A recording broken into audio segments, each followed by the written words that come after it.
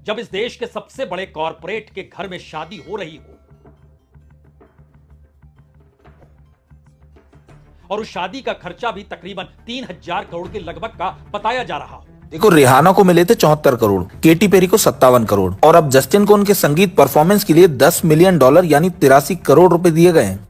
यहां पर इस देश के भीतर में प्रति व्यक्ति आय महीने की 10,000 रुपए से कम की इस देश के 90% लोगों की आय है। इस देश को चला कौन रहा है और जो चला रहा है उसके पास आकूत संपत्ति जो है वह किसकी है? और इस देश के भीतर में कॉरपोरेट और सत्ता का नेक्सस मोदी सरकार के दौर में राजनीतिक तौर पर सबसे बड़ा मुद्दा बन गया। और संयोग ऐसा है कि भारत की राजनीति में पहली बार कॉरपोरेट और सत्ता का नेक्सस एक ऐसा मुद्दा बन गया जिसमें दो नाम खुले तौर पर पूरे चुनाव की प्रक्रिया में लिए जाते रहे। एक नाम अडानी और दूसरा नाम अंबानी। अडानी और अंबानी का नाम भारत की राजनीति में मुद्दे के तौर पर जब बनता चला गया और उस दौर में नेहरू गांधी परिवार की विरासत को संभाले हुए राहुल गांधी ने न सिर्फ कांग्रेस की राजनीति बल्कि इस देश की राजनीति को भी बदलने का बीड़ा उठा लिया और पैदल चल पड़े। राहुल गांधी का यह प्रयास क्या भारत की राजनीति को बदल सकता है? से इस देश में कॉरपोरेट का नेटवर्क बढ़ता चला गया और यह मुद्दा भारत की राजनीति में 2024 के चुनाव में जब तेजी से उठना शुरू हुआ और नारों की शक्ल में बाकायदा अंबानी अडानी का जिक्र करते हुए राहुल गांधी ने निशाने पर इस देश के हर संस्थान को लिया और वहां पर शादी का खर्चा 3,000 करोड़ का। मसला यह नहीं है कि वो कॉरपोरेट है, वो कितना खर्च करें, बिल्कुल नहीं। मसला तो यह है जो राजनीतिक मुद्दा इंडिया गठबंधन के भीतर जिन नेताओं ने बनाया और जो राहुल गांधी के साथ घूम रहे थे और बता रहे थे कि कैसे मोदी सरकार ने कॉरपोरेट के साथ मिलकर इस देश का बंटाधार आर्थिक तौर पर कर दिया। अगर वही नेता इस शादी में शरीक हो रहे हैं तो राजनीतिक तौर पर इस देश का वोटर क्या सोचेगा? ममता बनर्जी पहुंच गई, अखिलेश यादव पहुंच गए, तेजस्वी यादव, लालू यादव, पूरा परिवार पहुंच गया। मुंबई में रहते हैं उद्धव ठाकरे, वो अक्सर मिलते रहते हैं, लेकिन इस दौर में राजनीतिक मुद्दा अंबानी अडानी को बनाया गया, वह भी पहुंच गए। शरद पवार तो यूं ही कॉरपोरेट के लाडले माने जाते रहे, लेकिन इस दौर में वह भी उस राजनीति के साथ खड़े थे जिसमें यह लग रहा था कि इस देश के भीतर समाजवाद की सोच आ गई है। यही सवाल दलितों को लेकर था, इसीलिए तो उत्तर प्रदेश के भीतर पहली बार दलित वोट भी समाजवादी पार्टी के हक में चला गया और समाजवाद का नारा लगाते हुए समाजवादी पार्टी के नेता अखिलेश यादव के पक्ष में नारे आज मुंबई एयरपोर्ट पर लग रहे थे। हमें लगता है एक एक चीज को ध्यान से परखने की जरूरत है, क्योंकि इस दौर में इन तमाम लोगों के घर पर मुकेश अंबानी नहीं गए थे, वो गए थे 10 जनपद गांधी परिवार के घर पर सोनिया गांधी को निमंत्रण देने। और जब वो निमंत्रण देने गए थे उस वक्त राहुल गांधी घर से निकल गए और तकरीबन 10-15 किलोमीटर की दूरी पर जेटीपी नगर जो है, गुरु तेग बहादुर नगर है, वहां पर वो मजदूरों के बीच बैठकर राजमिस्त्री का काम सीख रहे थे, समझ रहे थे, मजदूरों के दर्द को बांट रहे थे। तो क्या भारत की जिस राजनीति को राहुल गांधी बदलना चाहते हैं, और इन 70 वर्षों में इससे पहले कभी किसी ने कॉरपोरेट को ठेंगा इस रूप में दिखाया नहीं होगा, राजनीतिक तौर पर राहुल गांधी ने जिस लकीर को इस देश की राजनीति को बदलने के लिए खींचा है, उस लकीर पर चल पाना शायद इंडिया गठबंधन के भीतर भी सभी के बूते की बात नहीं है। इसीलिए तो सफाई देते हुए ममता बनर्जी बंगाल से कैसे निकली, उन्होंने कहा कि वो जा रही हैं क्योंकि कई बार गुजारिश की गई कि आप शादी में आइए। अब यह सवाल तो ममता बनर्जी से कोई भी पूछ सकता है कि फिर अंबानी अडानी और कॉरपोरेट और मोदी के नेक्सस का जिक्र 2024 के चुनाव में क्यों हो रहा था, और अगर वो अपनी जुबान से उस वक्त अंबानी अडानी नहीं कह रही थी तो जो कह रहे थे उनके साथ वो क्यों खड़ी हो गई, बैठकों में क्यों शामिल हो गई? क्योंकि पश्चिम बंगाल की राजनीति के भीतर गरीब वोटरों की बड़ी तादाद है। तकरीबन वेस्ट बंगाल में सरकारी योजनाओं का लाभ उठाने वालों की तादाद 5 करोड़ से ज्यादा की है। यही सोचिए कि जो प्रधानमंत्री गरीब कल्याण योजना में अनाज बांटा जाता है, उस अनाज के भीतर का भी हिस्सा यह है कि तकरीबन 16.5 लाख परिवारों पर वो अनाज जाता है।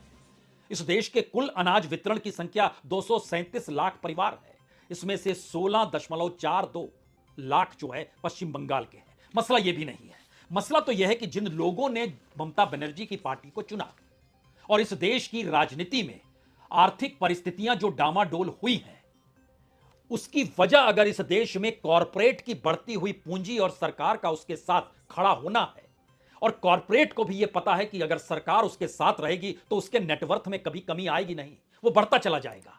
और यह हुआ है बीते 10 बरस में।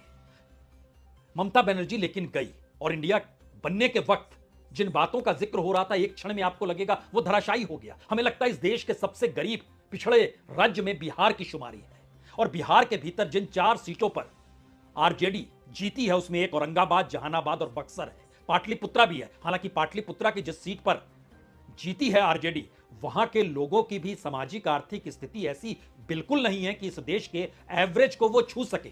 आप कल्पना कीजिए कि समूचे बिहार की प्रति व्यक्ति आय इस देश के एवरेज प्रति व्यक्ति आय से आधे पर है।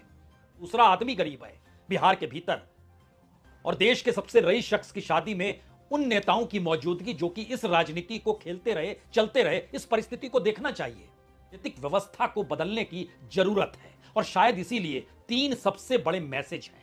पहला मैसेज तो इस देश के भीतर में बिहार से ही निकल कर आया, जहां पर जातीय जनगणना हुई, जातियों की आर्थिक स्थितियां बताई गई, लेकिन उन्हीं जातियों से जुड़े हुए नेता जो विधानसभा और लोकसभा में है उसमें कोई ऐसा नहीं जो लखपति या करोड़पति ना हो, वो किसी भी जाति का हो। यह मैसेज क्या है? मैसेज बहुत साफ है। पहला मैसेज कि राजनीति का अपना कॉर्पोरेटरीकरण इस देश में हो चला है और वो कॉर्पोरेट का विरोध अगर करते हैं तो इस देश के लोगों की भावनाओं से खिलवाड़ करते हैं। दूसरा मैसेज, इस देश का कॉर्पोरेट इस हकीकत को समझता है कि भारत की संसदीय राजनीतिक व्यवस्था बिना पैसे के चल नहीं सकती है और पैसा बनाने के तरीके वही जानता है, क्योंकि जो इलेक्टोरल बॉन्ड 16,000 करोड़ का निकल कर आया उसकी एवज में इस देश के कॉर्पोरेट को जो अलग अलग तरीके से इस देश की पूंजी सौंपी गई उसका एक टेंटेटिव आकलन हमारी टीम ने किया और उसने बतलाया तकरीबन 50 लाख करोड़, उससे कहीं ज्यादा की रकम ट्रांसफर हुई। यानी 50 लाख करोड़ दिया तो 16,000 करोड़ रुपए आ गया। यह कौन सी परिस्थिति है जिसमें इस देश की राजनीति का भी कॉर्पोरेटीकरण हो गया? यानी मौका मिले तो वह भी करप्ट होंगे, मौका मिले तो वह भी कॉर्पोरेट के साथ खड़े होंगे, मौका मिले तो फिर पैसा ही सब कुछ होगा और मौका मिले तो फिर बदल जाएंगे। इस दौर में राहुल गांधी अलग क्यों हैं और राजनीतिक तौर पर उन्होंने सीधे तौर पर चुनौती क्यों दे डाली है जो आज तक इस देश की राजनीति में इससे पहले कोई दे नहीं पाया? वो टाटा बिरला का ही युग क्यों ना हो, उस दौर में भी कोई चुनौती दे नहीं पाया इस रूप में जो खुले तौर पर चुनौती इस दौर में राहुल गांधी दे रहे हैं।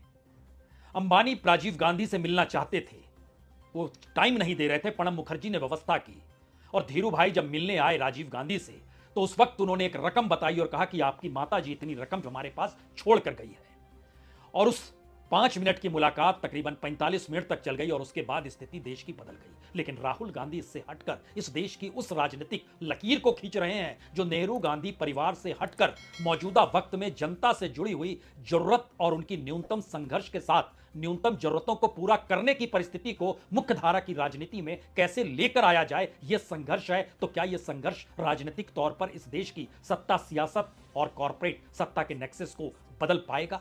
असल सवाल यही है। बहुत बहुत शुक्रिया, बहुत बहुत शुक्रिया।